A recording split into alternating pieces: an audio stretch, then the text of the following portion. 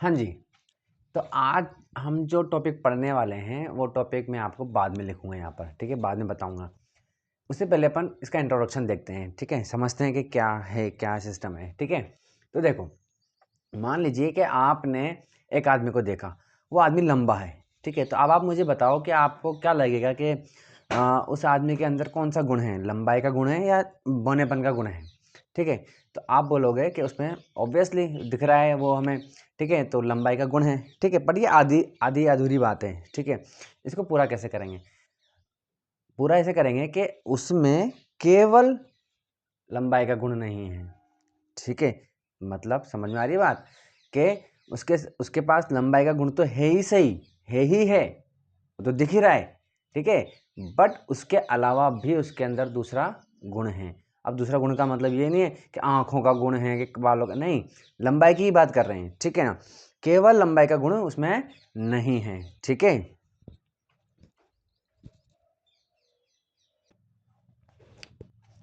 हाँ, तो अगर केवल लंबाई का गुण नहीं है तो और कौन सा गुण है भाई, ठीक है ना? तो देखिए, हर इंसान के पास एक चीज़ के लिए दो गुण होते हैं, ठीक है? जैसे कि हाइट के बारे में बात करें तो एक गुण आएगा मम्मी से, एक गुण आएगा पापा से, ठीक है ना? तो इस हिसाब से दो गुण हो गए। इसी तरीके से आंखें, मान लीजिए आंखें, ठीक है ना? तो आंखों के कलर के लिए, है ना, तो एक गुण आएगा पापा से, एक गुण आएगा मम्मी से। अब उन दोनों में से, अब जैसे कि मान लीजिए कि हाइट की बात कर रहे हैं, आपने किसी इंसान को देखा था, लंबे इंसान को देखा था, तो लंबे इंसान को जब देखा है तो एक गुण आया होगा लंबाई का, एक दूसरा गुण भी वो कैसा भी हो सकता है, वो भी दूसरा गुण भी लंबाई का हो सकता है, दूसरा गुण बौनेपन का भी हो सकता है, ठीक है ना? लेकिन हमें इंसान कैसा दिख रहा है? लंबा दिखाई दे रहा है, ठीक है? तो मान लीजिए कि मम्मी से बौनेपन का गुण आ गया, ठीक है ना? तो अब उसके अंदर हाइट को लेकर के दो गुण हो गए, ठीक है? हाइट को लेकर के दो गुण हो गए उसके पास, एक तो लंबाई का और एक बौनेपन का, ठीक है? बट हमें इंसान कैसा दिखाई दे रहा है? लंबा दिखाई दे रहा है। इसका मतलब क्या हुआ? इसका मतलब ये हुआ कि जो लंबाई वाला गुण था ना पापा का, उसने बौनेपन वाले गुण को दबा दिया, ठीक है? यानी कि उसके ऊपर हावी हो गया। और हावी होने को क्या बोलते हैं? हावी होने को बोलते हैं इंग्लिश में डोमिनेंट हो जाना। तो यहीं से मेंडल साहब ने जो पहला गुण दिया था, सॉरी, पहला लॉ दिया था, वो है लॉ ऑफ डोमिनेंस, ठीक है? चलिए,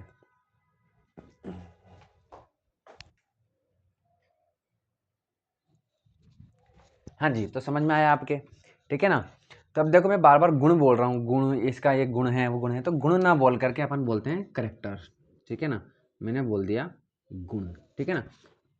अब देखो, जैसे कि मैंने बोला हाइट का गुण आया है ना? अब हाइट के दो गुण हो गए, ठीक है? अब हाइट भी खुद एक गुण है। जब हम बोल सकते हैं कि हाइट जो गुण है उसके दो भाग हैं, ठीक है ना? एक लंबाई का और एक बौनेपन का।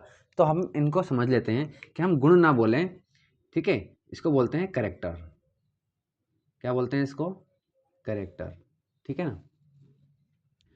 अब गुण जो है वो दो भागों में बटा हुआ है, एक लंबाई का, ठीक है, लंबाई का, इसको अपन बोलते हैं इंग्लिश में टॉलनेस, ठीक है, और दूसरा है बौनेपन का, ठीक है, बौनेपन का, इसको अपन बोलते हैं ड्वार्फ, ठीक है, या ड्वार्फनेस, ठीक है? समझ में आ गई बात? तो अब बोलेंगे क्या? गुण को तो अपन बोल रहे हैं करेक्टर, ठीक है ना? करेक्टर के इनको हम बोलेंगे क्या? ट्रेड्स। क्या बोलेंगे? ट्रेड्स, ठीक है? ये दोनों क्या हैं? ट्रेड्स हैं। और ये दोनों, अब करेक्टर अपन यहाँ पर ले रहे हैं लंबाई का, है ना? तो उसको बोलेंगे हाइट। हाइट क्या है? हाइट एक ट्रेड है, सॉरी, हाइट एक करेक्टर है, ठीक है ना? इसके दो ट्रेट हैं, कौन कौन से? टॉलनेस और ड्वार्फनेस। ये भी क्या है भाई? ट्रेट है। ये दो ट्रेट हो गए इसके। बात समझ में आ गई, ठीक है ना? इसी तरीके से अगर अपन बात करें आई, आई क्या है? EYE, आई क्या है? एक करेक्टर है। तो इसके दो ट्रेट हो जाएंगे हमारे पास, है ना? कोई से भी दो कलर ले लीजिए, है ना? अब आंखों के कलर तो कितने भी हो सकते हैं, एक ब्लैक होता है मेनली, तो ठीक है ना? ब्लैक हो गया, ब्लू हो गया, ठीक है, और ब्राउन हो गया, और हल्का सा ग्रीनिश भी होता है ना? किसी किसी की आंखें ऐसी ग्रीनिश जैसी भी होती है ना? ग्रीन हो गया, ठीक है? अब आप कहेंगे कि सर चलो ये तो मान लिया हमने कि टॉलनेस और ड्वार्फनेस ये दो इसके ट्रेट हो गए, क्योंकि यही हो सकता है, ठीक है ना? बट यहाँ तो इतने सारे ट्रेट्स हैं, तो आप कह रहे हो कि इंसान में दो ही होते हैं, ठीक है ना, हाँ 2 ही होते हैं। क्यों होते हैं? क्योंकि एक आता है मम्मी से, एक आता है पापा से, ठीक है। अब मान लीजिए कि पापा से ब्लैक कलर का ट्रेट आया, मम्मी से ब्लू का आ गया, बात समझ में आ गई। और ब्लैक वाला जो है वो मान लीजिए कि वो ब्लू वाले पे क्या हो गया, हावी हो गया, यानी कि डोमिनेंट हो गया, तो आंखें कौन सी आ जाएगी, आंखें आ जाएगी ब्लैक। इसी तरीके से मान लीजिए कि ब्लू ब्राउन आ गए, पापा से आ गया ब्लू, मम्मी से आ गई ब्राउन। अब इन दोनों में से जो भी हावी हो जाएगा, जो भी डोमिनेंट हो जाएगा, वो आंखें दिखने लग जाएगी। समझ में आई बात, ठीक है ना। इसी तरीके से आप हेयर ले लीजिए, हेयर क्या है, एक करेक्टर है, हेयर के कलर्स क्या हो जाएंगे, ट्रेड्स हो जाएंगे, ठीक है। ईयर मान लीजिए, ठीक है, ईयर क्या है, एक करेक्टर है, और ईयर के क्या हो जाएंगे, ट्रेड्स हो जाएंगे, कौन कौन से, फ्री लॉब और अटैच लॉब, ठीक है ना। इस तरीके से स्किन क्या है, स्किन क्या है, एक करेक्टर है, ठीक है, और स्किन कलर क्या हो जाएगा, ट्रेड हो जाएंगे।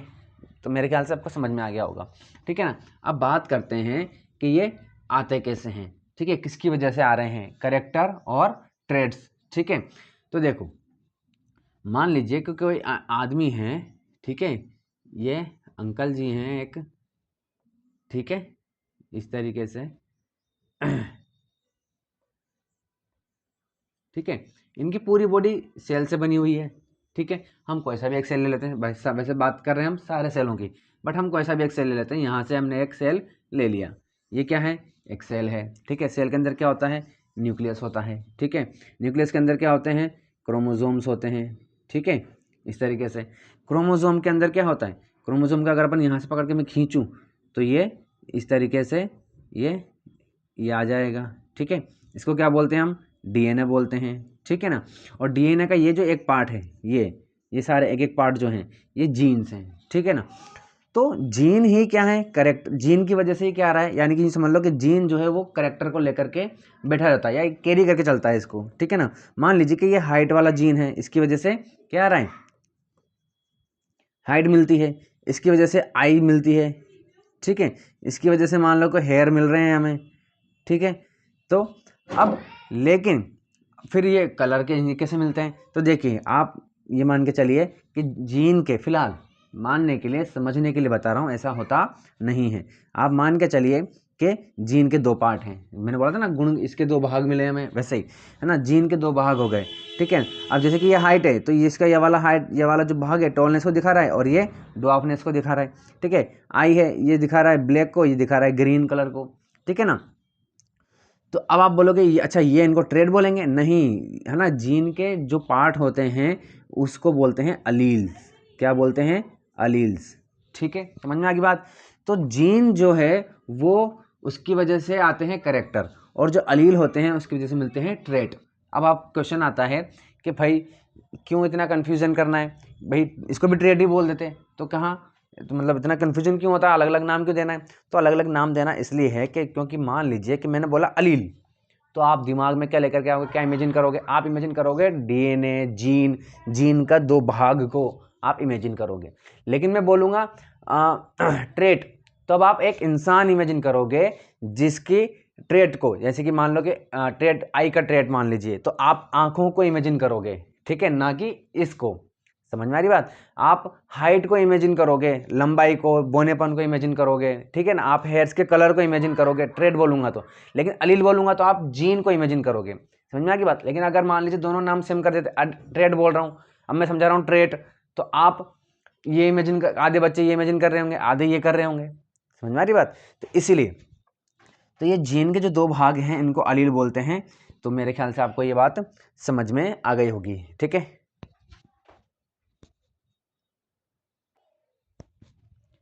हाँ, तो अब मेरे ख्याल से आप आज हमारा टॉपिक, जो आज का हमारा टॉपिक है वो आप समझ गए होंगे कि क्या है। हमारा टॉपिक क्या है, Mendel's law of inheritance. Mendel साहब ने 2 एक्सपेरिमेंट किए, सॉरी हमारे सिलेबस में 2 एक्सपेरिमेंट हैं उनके, ठीक है ना। तो फर्स्ट एक्सपेरिमेंट से हमें 2 लॉज मिले और सेकंड एक्सपेरिमेंट से हमें 1 लॉ मिला, ठीक है। तो इस तरीके से हमारे टोटल कितने लॉज हो गए, 3 लॉ हो गए, ठीक है। चलिए तो पढ़ते हैं, समझते हैं पहले। चलिए तो टॉपिक हमारा क्या है, Mendel's laws of inheritance. 3 laws हैं, कौन कौन से। फर्स्ट लॉ का नाम है लॉ ऑफ डोमिनेंस, सेकंड का नाम है लॉ ऑफ सेग्रीगेशन, है ना, यानी कि सेपरेट जो हो जाते हैं। और थर्ड लॉ है लॉ ऑफ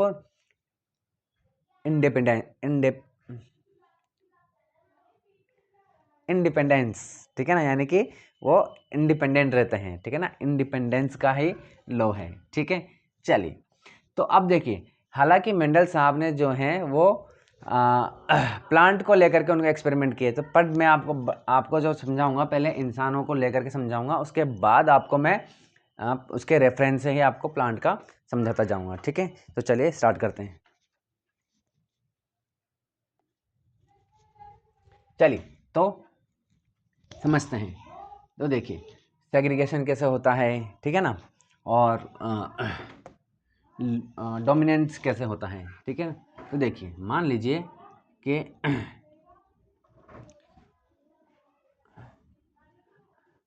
चलिए क्या बनाऊं मैं, चलिए, है ना, मान लीजिए कि ये मम्मी है और ये पापा हैं, ठीक है। अब देखो मम्मी के अंदर क्या होती है, ओवेरी होती है इस जगह पर, ठीक है ना, इस तरीके से यहाँ पर ये समझ रहे हो, है ना, ओवेरी होती है। पापा के पास क्या होते हैं, टेस्टिस होते हैं, ठीक है। तो मम्मी की जो ओवेरी है और पापा के जो टेस्टिस है, मान लीजिए ये मैंने बना दिया यहाँ पर क्या, ओवेरी, और यहाँ पर मैंने टेस्टिस बना दिए, ठीक है, इस तरीके से, ठीक है। जो हम बॉल्स जो बोलते हैं वो टेस्टिस हैं, ठीक है ना। अब इसके जो सेल्स होते हैं, है ना, यहाँ पर जो सेल हैं, ठीक है, सेल जो पूरा कंप्लीट हमने सेल पढ़ा हुआ है ना, ये जो एग है, एग का जो सेल है ये पूरा सेल है, ठीक है ना। इस सेल के अंदर क्या होते हैं, न्यूक्लियस होता है, न्यूक्लियस के अंदर डीएनए होता है और डीएनए के अंदर जीन होते हैं, ठीक है ना। तो अभी मैंने आपको समझाया ये, ठीक है, तो ये जीन है, ठीक है, बात समझ में आ गई। अब जीन जो है वो पूरा एक जीन है, ठीक है, पूरा एक कैरेक्टर है, ठीक है। इस कैरेक्टर में कितने हैं, 2 अलील होते हैं, यानी कि जो कि दो ट्रेट को देने के लिए रेस्पॉन्सिबल हैं। सेम टू सेम यहाँ पर है, ठीक है ना। टेस्टिस का भी पूरा एक सेल होगा, उसके अंदर न्यूक्लियस होगा और जीन होगा, बात समझ में आ गई, ठीक है। यानी कि जो फादर हैं और जो मदर हैं, ठीक है, उनके अंदर भी 2 गुण हैं हर चीज़ के, सॉरी या बोल सकते हो 2 ट्रेट्स हैं, ठीक है। अब अगर मदर से पूरा 2 ट्रेट इधर आ गए, ठीक है, और 2 ही इधर से आ गए, तो फिर और इंसान बनने के लिए हमें सिर्फ 2 ही ट्रेट की ज़रूरत होती है, बात समझ में आ गई। तो 2 अगर यहाँ से आ गए और 2 यहाँ से आ गए तो टोटल 4 हो गए, फिर वो इंसान नहीं रहेगा, बात समझ में आ गई, ठीक है। और हमें बनाना है इंसान। तो ये जो जीन है ना, इसके पास ये सारी इन्फॉर्मेशन है कि हमें इंसान का बच्चा बनाना है, ठीक है ना। कान ऐसे ही होने चाहिए, आँख ऐसे ही होनी चाहिए, ठीक है ना, आँख यहीं बननी चाहिए, यहाँ नहीं बननी चाहिए, ठीक है। इस तरीके से ये सारी इन्फॉर्मेशन जीन के पास होती है, डीएनए के पास होती है, ठीक है। तो अब बच्चे के पास जो बेबी है, इसके पास 2 ही ट्रेड जाने चाहिए इंसान बनने के लिए, ठीक है। तो अब ये कैसे करें भाई, क्योंकि मम्मी के पास तो 2 हैं, पापा के पास भी 2 हैं, तो क्या करें, ठीक है। तो यहाँ पर होता है जीन का डिवाइड, है ना, डिवीज़न होता है, ठीक है। तो जो जीन है, ठीक है, इसके 2 भाग हैं, ये दोनों अलग अलग हो जाएंगे, ठीक है, ये दोनों अलग अलग हो जाएंगे। ये एक जीन, इसका जीन का एक पार्ट, जीन का एक पार्ट, सेम टू सेम। यहाँ पर जो जीन था, है ना, इसके 2 अलील थे, ये दोनों अलग अलग हो गए, ठीक है, इस तरीके से 2 पार्ट हो गए, ठीक है। तो ये जो 2 पार्ट हुए ना, इन्हीं को हम बोलते हैं, फीमेल में बोलते हैं इसको एग और मेल में बोलते हैं स्पर्म, स्पर्म, है ना, स्पर्म बोलते हैं, बात समझ में आ गई। यानी कि जो स्पर्म है, और अच्छा आप समझ रहे हो सिर्फ ये आना, ये जो स्पर्म है ना, स्पर्म, ये जो स्पर्म बन गए, है ना। तो स्पर्म में एक एक ट्रेट वाले ही गुण होते हैं, एक एक ट्रेट होते हैं, मतलब कुल मिला करके, और पूरी बॉडी के होते हैं। जैसे कि मान लो कि ये स्पर्म है, तो इसमें जितने भी एलील्स हैं, ठीक है, वो उन सब में एक एक ही क्या है, ट्रेट हैं, ठीक है। हाइट को अगर हाइट की बात करें, हाइट वाला अगर इसमें जीन है, हाइट के 2 पार्ट, हाइट वाले जीन के 2 भाग हो गए, ठीक है ना। तो इसमें गया तो क्या गया, सिर्फ मान लीजिए कि टॉलनेस इसमें चला गया, डॉर्फनेस इसमें चला गया, ठीक है। इसी तरीके से आंखों का भी इसमें है, आंखों का करेक्टर भी है, हर एक स्पम में पूरी बॉडी की नॉलेज है पूरी, ठीक है ना, लेकिन एक एक वाली, ठीक है ना, एक एक ट्रेट वाली पूरी बॉडी की नॉलेज है। आंखें भी है, कलर भी है, हेयर्स भी हैं, ठीक है ना, हेयर्स आएंगे लेकिन कलर कौन सा आएगा, वो मतलब एक ही ट्रेट है। मेरे ख्याल से समझ में आ गया होगा आपको। इसी तरीके से एग में भी है, सेम टू सेम, ठीक है ना। तो यहाँ पर देखिए हमने क्या किया, इसको डिवाइड किया है, ठीक है ना, सेपरेट कर दिया है। तो यहीं से लो आ जाता है किसका, सेपरेशन का, लो ऑफ सेग्रीगेशन का, ठीक है ना, लो ऑफ सेग्रीगेशन। सेग्रीगेशन होता है तब जा करके आगे बेबी में जाता है, ठीक है। चलिए अब बात करते हैं कि ये स्पर्म जो है वो इसमें जा करके एग में जा करके मिल गया, ठीक है। ये क्या है, यहाँ पर आपने क्या कर दिया, और देखिए, और जो प्रोसेस है, ठीक है, ये जो सेग्रीगेशन हुआ है, सेपरेशन हुआ है ना, जो एक जीन है वो दो अलील में टूट गया है, स्पर्म बन गया है या एग बन गया है, इस प्रोसेस को बोलते हैं माइटोसिस। क्या बोलते हैं, माइटोसिस। इसका मतलब क्या हुआ, है ना, ये तो लो है, ठीक है। लो ऑफ सेग्रीगेशन में क्या आता है, कौन सा प्रोसेस आता है, माइटोसिस आता है, ठीक है। ये नियम बनाया है, यानी कि सेपरेशन होगा, लेकिन उस सेपरेशन वाले प्रोसेस को हम क्या बोलते हैं, माइटोसिस। बात समझ में आ गई। माइटोसिस के दौरान क्या बनता है, ये जो एग का पूरा सेल था, ये सेल दो भागों में डिवाइड हो गया है, ठीक है। इसी तरीके से जो स्पर्म, जो यहाँ पर जीन थे, ये दो भागों में डिवाइड होकर के क्या बनाया, इसने स्पर्म बनाया है। बात समझ में आ रही है। तो ये जो स्पर्म है और ये जो एग है, इनके बनने का प्रोसेस ही क्या कहलाता है, माइटोसिस कहलाता है। माइटोसिस का मतलब होता है स्पर्म बनना और एग बनना, ठीक है ना। और स्पर्म और एग क्या है, पूरा सेल नहीं है, ये आधा सेल बोलते हैं इसको। आधा सेल क्यों है, क्योंकि इसके पास दो दो पूरे, इस तरीके से आपने सुना होगा कि हमारी बॉडी में, हमारे एक सेल के पास कितने गुण होते हैं, कितने क्रोमोसोम होते हैं, 46 होते हैं, है ना। तो 46 जो है वो दो भागों में डिवाइड हो जाते हैं, 23 और 23 में, ठीक है ना। तो वो ये क्या है, ये स्पर्म ही तो है, स्पर्म है या एग बोल दीजिए, है ना, फीमेल की बात करेंगे तो, ठीक है ना। तो पूरी बॉडी की आधी इंफॉर्मेशन लेकर के, है ना, मान लीजिए कि टॉलनेस इसके पास है, ड्वार्फनेस इसके पास है, ठीक है ना, ब्लू कलर, आंखों का ब्लू कलर इसके पास है, ब्लैक इसके पास है, ठीक है, इस तरीके से। तो मेरे ख्याल से आपको समझ में आ गया होगा। तो यहाँ से फर्स्ट लॉ आ गया हमारा, लॉ ऑफ सेग्रीगेशन। और लॉ ऑफ सेग्रीगेशन में कौन सा प्रोसेस आता है, माइटोसिस। माइटोसिस में क्या होता है, स्पर्म और एग बनते हैं, ठीक है। चलिए इतनी बात हमारे समझ में आ गई। अब मान लीजिए कि ये जो एग है, इसके अंदर ये स्पर्म चला गया। आपने 8th क्लास में अच्छे से पढ़ा हुआ है सब कुछ, है ना।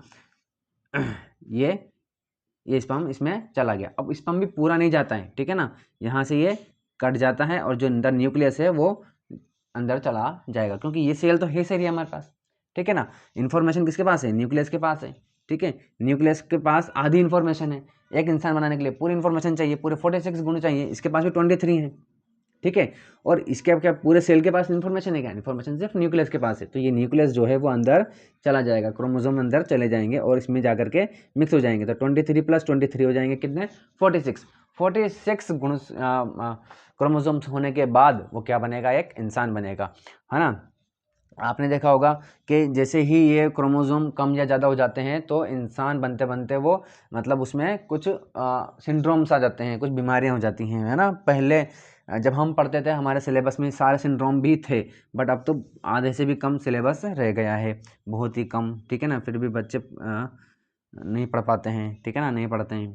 चलिए बात समझ में आ गई। तो ये मेरे ख्याल से आपको समझ में आ गया, ये स्पर्म था जो न्यूक्लियस अंदर चला गया और ये पूरा एक सेल बन गया है, ठीक है। अब अपन सिर्फ एक कैरेक्टर की बात लेकर चलते हैं, टॉलनेस वाले, ठीक है ना। अब इसके अंदर जो अलील आए हैं, एक टॉलनेस, अच्छा टॉलनेस कैपिटल टी लिख रहा हूँ, इसका मतलब है टॉलनेस, और स्मॉल टी लिखूंगा, इसका मतलब है ड्वार्फनेस। समझ में आ गई बात। चलिए अब ठीक है ना।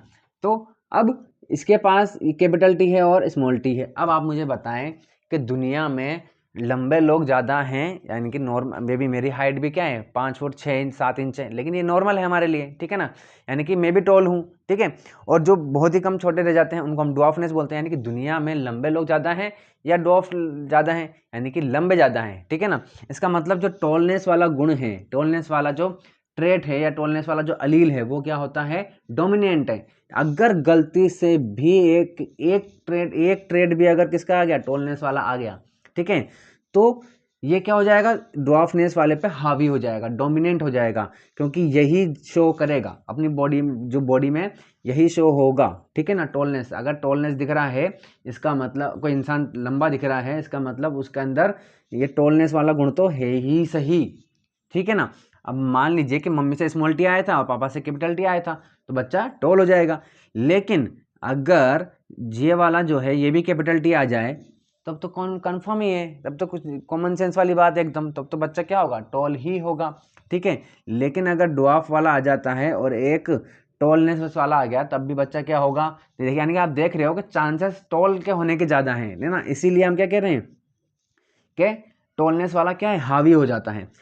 ड्वार्फनेस के होने के चांसेस बहुत कम होते हैं। कब होंगे, जब दोनों ही क्या हो जाएंगे, क्या हो जाएंगे, दोनों ही जो ट्रेट हैं या जो दोनों ही अलील हैं वो कौन से हो जाएंगे, अगर ड्वार्फनेस वाले आएंगे तो ही जो बेबी है, जो बच्चा है, वो ड्वार्फ होगा, यानी कि इसके चांसेस कम हैं। आई बात समझ में, ठीक है। चलिए, तो अब इसको हम इसी, है ना, तो यहाँ से अब देखिए, यहाँ से क्योंकि मम्मी से या पापा से दो दो गुण आ रहे हैं, ठीक है ना, सॉरी, एक गुण इनसे आ रहा है, एक गुण इनसे आ रहा है, इसीलिए हर इंसान में दो ट्रेट हो जाते हैं, ठीक है। तो और उन दोनों ट्रेट में से एक हावी होता है और एक दब जाता है। जो हावी होता है वो बॉडी में दिख जाता है, ठीक है ना। तो यहीं से कौन सा लॉ आ गया, लॉ ऑफ डोमिनेंस, क्योंकि दोनों में से कोई एक ही शो होता है, और शो कौन सा होता है, डोमिनेंट वाला। तो इस तरीके से आपने लॉ ऑफ सेग्रीगेशन और लॉ ऑफ डोमिनेंस समझ लिया। अब इसी चीज़ को अपन प्लांट को लेकर के चलते हैं, ठीक है ना। मान लीजिए कि ये एक प्लांट है, ठीक है, इस तरीके से एक प्लांट मान लीजिए, ठीक है ना, और ये एक और प्लांट मान लीजिए, ठीक है। जैसे कि सभी को पता है, सभी को ये बात पता है, ठीक है। क्या बात पता है भाई, कि जो मेंडल साहब थे वो एक चर्च में काम करते थे। चर्च के पीछे एक गार्डन था, वहाँ पर बहुत सारे पौधे हुआ करते थे, उनमें से मटर के पौधे भी थे, ठीक है ना। तो जो मटर के पौधे थे उनमें से कुछ पौधे ड्वार्फ थे और कुछ पौधे यानी कि जो बोने थे, और कुछ पौधे जो हैं लंबे थे, ठीक है ना। और कई सालों से वो काम कर रहे थे, तो कई सालों से वो नोटिस भी कर रहे थे, ठीक है ना। उन्होंने नोटिस किया कि एक जो लंबा प्लांट है वो कई सालों से लंबा ही होता आ रहा है, और जो एक प्लांट है जो बोना है, जो कई सालों से ही बोना होता चलता आ रहा है। इसका मतलब क्या हुआ भाई, इसका मतलब ये हुआ कि इसी को जो सालों से लंबा होता चलता आ रहा है, इन्होंने इसको बोल दिया, उन्होंने क्या मान लिया, प्योर टॉल बोल दिया इसको, क्या बोल दिया, प्योर टॉल, ठीक है। चलिए, इसी तरीके से जो छोटा वाला था इसको भी उन्होंने क्या बोल दिया, प्योर ड्वार्फ बोल दिया, ठीक है, प्योर ड्वार्फ। बात समझ में आ गई। हालांकि अभी अपन एक्सपेरिमेंट सॉरी अपन पढ़ेंगे, उन्होंने जो एक्सपेरिमेंट किया था उसके बाद इनको बोल सकते हैं अपन, क्यों बोलेंगे वो भी समझ में आ जाएगा, ठीक है ना। तो देखिए, इसका मतलब क्या हुआ कि ये जो प्योर टॉल है इसके अंदर जो अलील हैं, ठीक है, वो दोनों ही क्या होंगे, कैपिटल होंगे, तभी तो इतने सालों से क्या होता आ रहा है, लंबा होता आ रहा है, ठीक है ना। और ये जो ड्वार्फ है, ठीक है ना, इसका ड्वार्फ तो क्या है, मतलब कॉमन सेंस वाली बात है कि अगर ड्वार्फ है इसका मतलब दोनों ही क्या होंगे, ड्वार्फ ही होंगे इसके अलील, ठीक है ना। इस तरीके से, ठीक है। अब यहाँ पर यानी कि ये अभी आप समझ लीजिए कि जैसे कि यहाँ पर हमारे एग और क्या लिए थे, टेस्टिस लिए थे। तो प्लांट के तो एग और टेस्टिस होते नहीं है, क्यों नहीं होते, बिल्कुल होते हैं। लेकिन इनके जो फूल होते हैं, ठीक है ना, जो फ्लावर्स जो इनको बोलते हैं अपन, ठीक है ना, जो इनके फ्लावर्स होते हैं वो इनके क्या चीज़ हैं, वो इनके हैं जैसे कि हमारे अंदर ये जेनिटल पार्ट्स हैं हमारे, ठीक है ना। उसी तरीके से फ्लावर्स क्या हैं, इनके जेनिटल पार्ट्स होते हैं, ठीक है ना। तो इनके जेनिटल पार्ट्स के अंदर, है ना, जो फ्लावर्स हैं, जो फ्लावर के अंदर क्या होता है, ठीक है, फ्लावर के अंदर आप देखेंगे तो इस तरीके से इस तरीके से इस तरीके से ये दाने होते हैं, है ना। ये जो आपने सुना होगा पोलन्स होते हैं इनके अंदर, और बीच में क्या होती है, स्टिग्मा होती है, सॉरी ओवेरी स्टिग्मा, है ना, ओवेरी होती है, ठीक है। तो यही इनके क्या हैं, स्पर्म हैं, और यही इनके एग हैं, ठीक है ना। तो अब इन्होंने क्या किया, ये वाला फ्लावर लिया, ठीक है, इस फ्लावर का मान लीजिए एग ले लिया, इस फ्लावर का सॉरी बोल सकते हैं ओवरी ले ली, ठीक है ना, ओवरी ले ली, और इस वाले फ्लावर के पोलन्स ले लिए, ये पोलन्स ले लिए, ठीक है। तो इस वाले को इसमें इन्होंने क्या कर दिया, मिक्स करवा दिया, ठीक है ना। अब पोलन क्या है, पोलन मान लीजिए पोलन क्या है, स्पर्म है, यानी कि इसमें एक स्पर्म जो है, एक स्पर्म के पास एक कैपिटल टी है, ठीक है ना, हो सकता है दूसरे स्पर्म के पास स्मॉल टी है, ठीक है। और जो ये अभी पूरा सेल है ना, ये पूरा एक कंप्लीट सेल है ना, पूरे कंप्लीट सेल में क्या होते हैं, पूरे कंप्लीट सेल में पूरे कंप्लीट सेल में ये दोनों ट्रेड होंगे, दोनों अलील होंगे, ठीक है ना। और जो पोलन बन गए, पोलन के पास एक कैपिटल टी और ये क्या हो गया, स्मॉल टी आ गया, ठीक है ना। इसी तरीके से यहाँ से देखिए, सॉरी कैपिटल टी क्यों आएगा, ठीक है ना, दोनों ही कैपिटल टी, कैपिटल सारे कैपिटल टी होंगे, जितने भी ये पोलन्स हैं इन सब के पास क्या है, कैपिटल टी है। इसी तरीके से यानी कि यहाँ पर क्या हो गया, सेग्रीगेशन हो गया, है ना, माइटोसिस हो गया, सेग्रीगेशन वाला लो लग गया, माइटोसिस हो गया यहाँ पर, ठीक है ना। यानी कि ये जो दो पूरा सेल है, ये जो ट्रेड है, दोनों अलग अलग हो गए। अब पहले एक ही सेल के अंदर थे, अब दोनों अलग अलग हो गए, क्या बन गए, स्पर्म बन गए, यानी कि ये क्या बन गए, पोलन्स बन गए प्लांट के केस में, ठीक है। इसी तरीके से ये एग है मान लो, तो ये एग भी क्या हो जाएंगे, सेपरेट हो गए, ठीक है ना, माइटोसिस हो गया इनका, ठीक है। चलिए अब मान लीजिए कि ये वाला जो स्पर्म है या ये वाला जो क्या है, दोनों को मिक्स किया आपने, है ना, ये एग है, ये एक एग है, ये भी एक अलग एग है, और ये क्या है, स्पर्म है, ये एक स्पर्म है ना। पर प्लांट के केस में हमको क्या बोल रहे हैं, पोलन बोल रहे हैं। तो अब इमेजिन कीजिए कि ये वाला जो, चलो ये कोई सही मान लो, है ना, ये वाला जो है इससे ये वाला स्पर्म जो है, ये वाला एग से जा करके मिल गया, ठीक है। तो क्या बनेगा भाई, जो एग बनेगा, जो प्लांट बनेगा, उसमें कैपिटल टी आएगा और एक स्मॉल टी आएगा, ठीक है। अब मिल गया का मतलब क्या है, हमने एक एक छांट के तो डाला नहीं है, हमने तो सारे पोलन्स जो हैं वो एक साथ ऐसे डाल दिए, ठीक है ना, पोलन्स डाल दिए। आप 8th क्लास में जाके पढ़ना, है ना, पूरा उसमें है वो है। तो बहुत सारे पोलन्स एक साथ जाते हैं, ठीक है ना, तो उनमें से कोई एक ही जा करके ओवरी में एंटर होता है, ठीक है ना। तो उनमें से मान लेते हैं कि ये एक एग है, इसमें से ये वाला अंदर चला गया, ठीक है, तो कैपिटल टी स्मॉल टी बन गया। मान लो कि ये वाला जो है इसमें न गया, इसमें न जा करके इसमें चला गया, तो भी क्या बनेगा, कैपिटल टी स्मॉल टी बनेगा, ठीक है। इसी तरीके से मान लो कि ये नहीं जा पाया, ये वाला चला गया किसके अंदर, इसके अंदर, ठीक है, तो क्या बनेगा, कैपिटल टी स्मॉल टी बनेगा, ठीक है। अब मान लो कि इसमें नहीं गया, ये वाला किसमें चला गया, इसमें चला गया, तो क्या बनेगा, कैपिटल टी स्मॉल टी। बात समझ में आ गई। इसका मतलब आप देखो कि अब इसीलिए उन्होंने जब ये एक लंबा और एक बोना प्लांट लिया था, तो इनको मिलाने से, इनके मिलन से जितने भी प्लांट बने थे वो सारे क्या थे, टोल थे, ठीक है ना। टोल होने की वजह से ही सारे ही टोल थे एकदम, है ना। तो इसी वजह से उन्होंने यहाँ पर क्या कहा कि भाई गुण तो इसका भी किया था, गुण तो इसका भी आया है, यानी कि करेक्टर यानी कि अलील जो है वो भी इसका भी आया है और इसका भी आया है, लेकिन शो सिर्फ इसी का ही हुआ है। तो कॉमन सेंस वाली बात है कि इसी के गुण ने इसके गुण को क्या कर दिया, दबा दिया, ठीक है। यहाँ से एक तो लो, है ना, दबा दिया, ठीक है। तो यहाँ से लो कौन सा आ गया, लॉ ऑफ डोमिनेंस आ गया, ठीक है, कि भाई इसके गुण ने क्या करा, इसके गुणों को दबा दिया, इसलिए सारे प्लांट कैसे आ गए, टोल आ गए। तो कौन सा लो आ गया, कौन सा लो बना दिया उन्होंने, लॉ ऑफ डोमिनेंस बना दिया, ठीक है ना। अब ऐसा क्यों हुआ कि सारे ही टोल आ रहे हैं, इसका मतलब क्या हुआ कि जब यहाँ से, क्योंकि अभी उनको भी नहीं पता कि सेपरेशन होता है, माइटोसिस होता है, उनको भी नहीं पता, उनको तो ये लग रहा है कि भाई जो पोलन्स हैं वो क्या हैं, वो भी पूरे सेल हैं और पूरा का पूरा इसमें जा रहा है, ठीक है ना। लेकिन जब ये सारे टोल आए तब पता चला कि एक गुण तो इससे भी आया होगा, एक गुण तो इससे भी आया होगा, ठीक है ना, दोनों ही गुण आए हैं। इसी वजह से उन्होंने बताया कि यहाँ पर क्या होता है भाई, कि जो पूरा सेल है वो टूट जाता है, टूट करके दो अलग अलग सेपरेट सेल बनाता है, तब जा कर के सेल बनाता है और उन्होंने यहाँ पर माइटोसिस यानी कि लॉ ऑफ सेग्रीगेशन का लॉ दिया और इस जगह पर लॉ ऑफ डोमिनेंस का लॉ उन्होंने दिया। तो जो पहला एक्सपेरिमेंट था उन्होंने इस तरीके से 2 लॉ हमें मिल गए। तो मेरे ख्याल से आपको पूरा दोनों लॉ समझ में आ गए होंगे, पूरा एक्सपेरिमेंट भी समझ में आ गया होगा।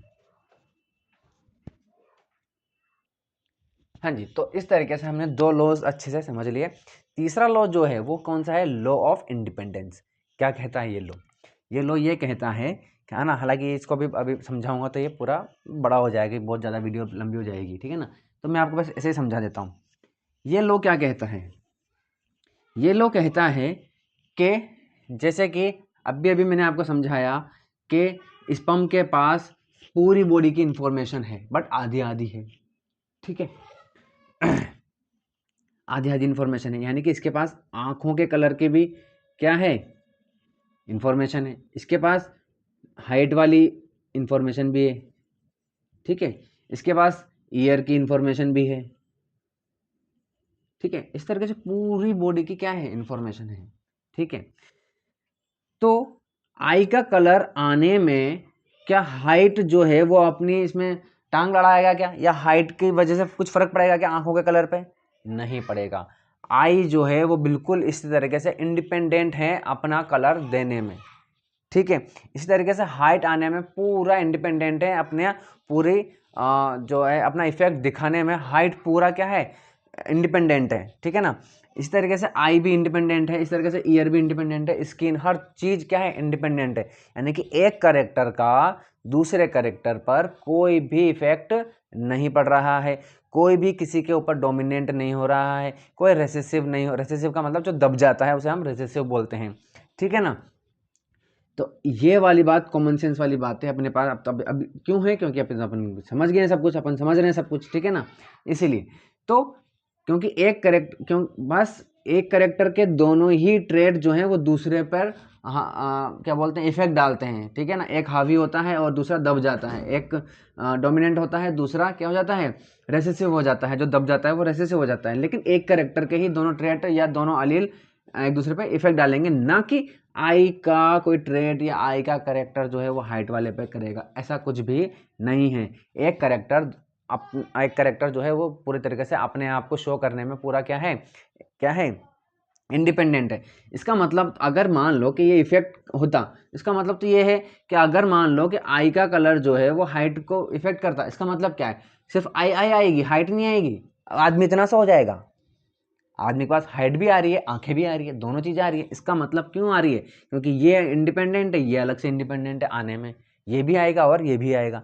बात समझ में आ गई? तो इसी को बोलते हैं लॉ ऑफ इंडिपेंडेंस, ठीक है। चलिए इसको जो दूसरा एक्सपेरिमेंट जो है वो अलग एक्सपेरिमेंट है, वो अपन दूसरी वीडियो में देखेंगे, ठीक है। बाय।